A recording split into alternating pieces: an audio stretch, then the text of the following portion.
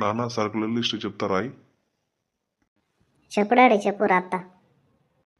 1 kilo శనగలు,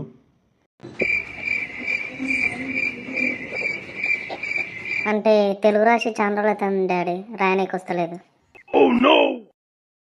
పోనీ ఇంగ్లీష్లో రాయరా మరి.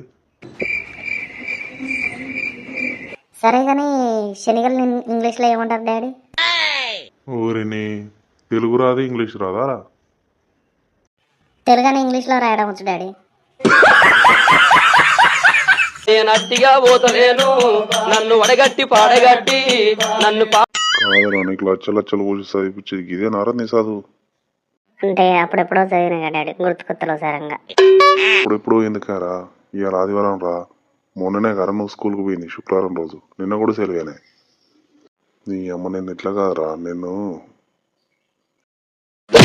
ఏ పూడాడి ఎప్పటికి ఇట్లా కొడుతాను నన్ను. ఏందే ఒక పొరగని మీద ఆడిపోసుకుంటాను.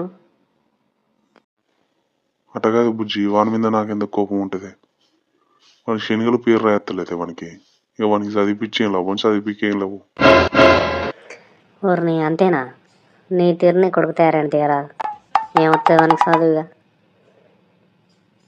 చిన్నప్పుడు నీ చదువు సంగతి మర్చిపోయాను ఏంది? నిజమేగానే పుట్టి నాకే చదువు రాదు, వానికి ఏమొస్తుంది తీయరాదు. ఇక అయితే